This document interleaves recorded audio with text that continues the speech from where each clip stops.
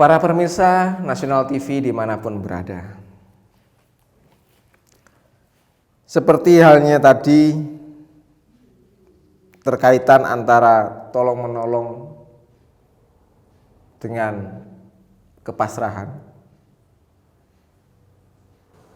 seperti halnya hadis yang diriwayatkan oleh Abdurrahman Zaid Al-Khalid Ad-Duani.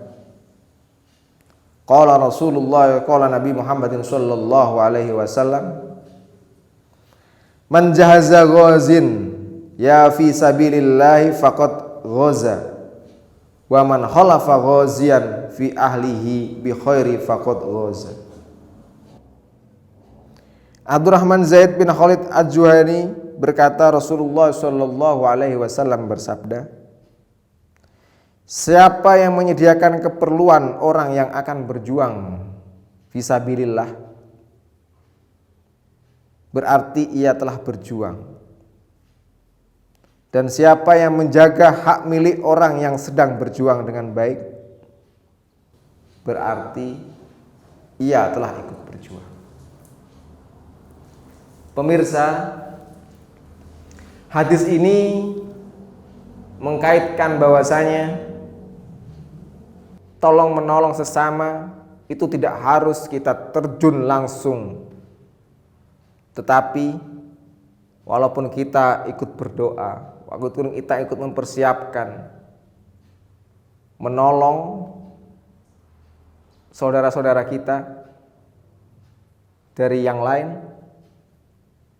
dengan nilai-nilai kepasrahan tadi, berdoa, itu merupakan sebuah perjuangan kepasrahan kita kepada Allah di tengah pandemi seperti ini. Karena bertahan hidup di tengah-tengah pandemi seperti ini itu sangat-sangat sulit. Bertahan hidup, bahkan kita lihatlah di kota-kota besar, perusahaan-perusahaan besar pada tumbang semua. Dengan apa? Karena dengan kekuasaan Allah semua. Tapi kalau kita ini tidak tolong menolong sesama, bertahan hidup di era pandemi ini, tidak pasrah terhadap Allah, ya sudah. Yang ada kita kacau, kita tidak tahu kemana-mana. Nilai-nilai kita tumbang. Hal-hal yang kita inginkan semua bubar. Karena apa? Karena tingkat kepasrahan kita kurang kepada Allah. Tapi bagi orang-orang yang pasrah diri kepada Allah, tenang, nyaman, hatinya tenang, tidak punya keraguan, yakinlah pertolongan itu dari Allah dan juga pertolongan dari manusia ada. Kalau kita punya prinsip seperti itu, yakin pertolongan Allah ada, yakin pertolongan manusia ada, tenanglah hidup ini. Ada sebuah kisah bagaimana pentingnya pasrah diri kepada Allah, dan juga kisah bagaimana pentingnya berusaha. Pada waktu itu Al-Imam Syafi'i, murid dari Al-Imam Al-Maliki, Imam Malik,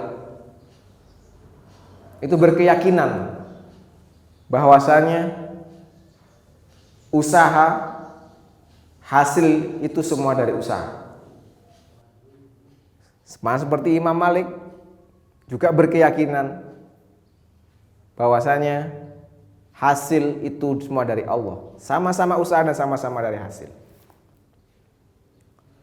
Untuk membuktikan itu, Imam Syafi'i berkata kepada gurunya, wahai guru,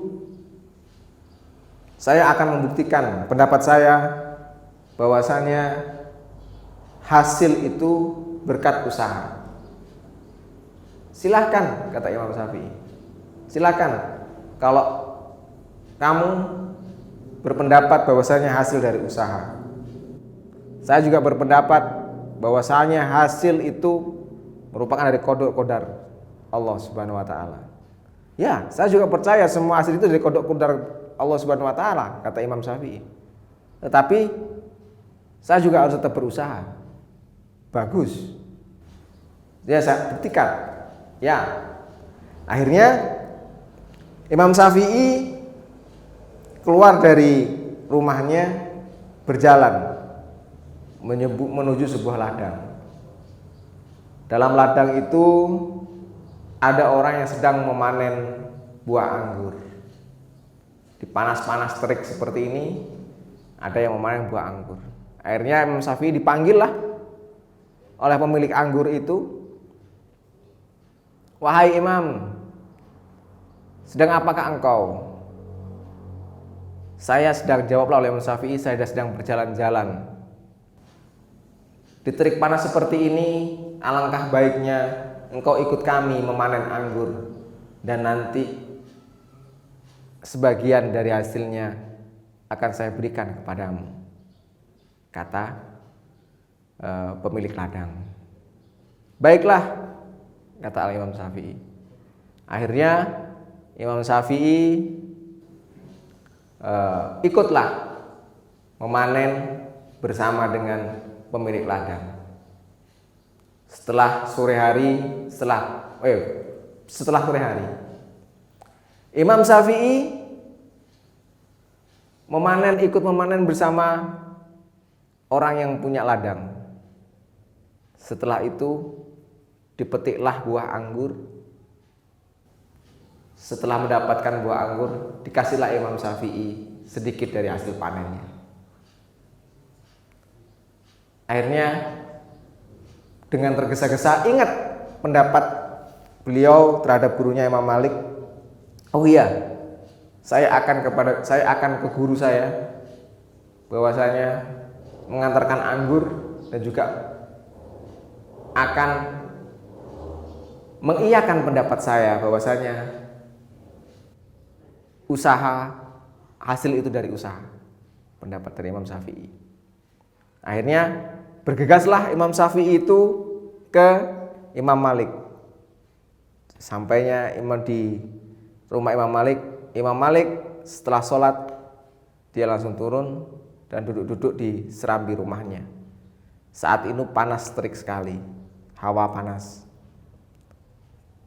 Imam Malik pada waktu itu sebelum Imam Syafi'i datang, Imam Malik sudah berangan-angan, memiliki keinginan.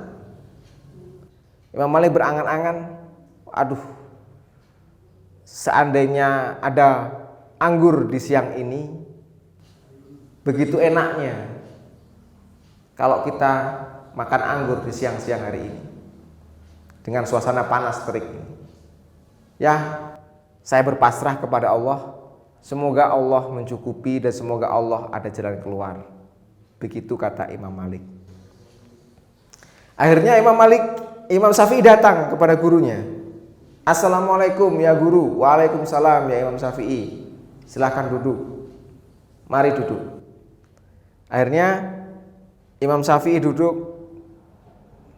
Terus Imam Malik bertanya, ya Syafi'i, apa yang engkau bawa itu? Ini sedikit buah anggur guru. Hasil saya membantu petani yang punya ladang memanen anggur. Tetapi sebelumnya saya kasihkan ke guru, saya mau berpendapat tadi bahwasanya pendapat saya ini benar. Pendapat saya ini benar bahwasanya usaha itu dari hasil itu dari usaha. Hasil itu dari usaha. Akhirnya Imam Malik sebelum menerima itu ketawa. Ditanyalah oleh Imam Syafi'i, kenapa guru engkau ketawa? Masya Allah, fadlullah, hadza min fadli Rabbi. Ini benar-benar dari fadlnya Gusti Allah, panutan Tuhanku. Kenapa? Sebelum engkau datang kemari, saya sudah berangan-angan.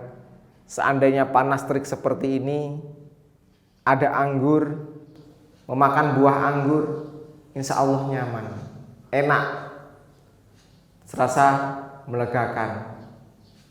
Ternyata engkau Syafi'i membawa buah anggur ke sini. Ini merupakan kepasrahan saya kepada Allah dan akhirnya Allah mencukupi lewat tangan kamu untuk membawa anggur ke sini. Pendapatku benar bahwasanya hasil itu dari Allah Subhanahu wa taala. Akhirnya mereka berdua tertawa, sama-sama tertawa dan sama-sama memakan anggurnya. Inilah bahwasanya satu berpendapat bahwasanya usaha, hasil itu dari usaha, benar. Dan satunya berpendapat bahwasanya hasil itu dari pasrah kepada Allah, juga benar. Karena nilai kepasrahan dan nilai usaha itu sama-sama berimbang.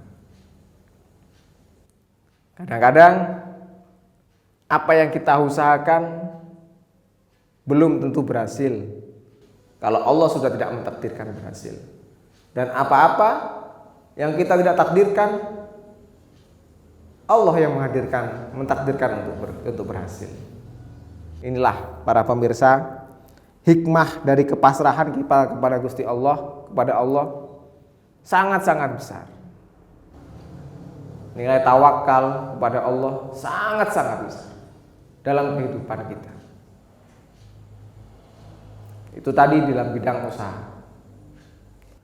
Terus tawakal kita, pasrah kita dalam diri kita dalam bidang kesehatan dan ekonomi. Tawakal kita juga perlu. Kadang-kadang kita tidak menyangka bahwa kita seolah-olah diri kita masih muda, masih kuat, masih sehat. Tetapi kalau qadar Allah berkehendak lain, maka akan sakit. Tetapi kita tetap harus merawatnya. Tetap harus merawat diri kita agar supaya diri kita tidak sakit. Untuk itu, jangan kemana-mana. Tetap di channel ini, kita lanjutkan setelah pariwara berikut ini.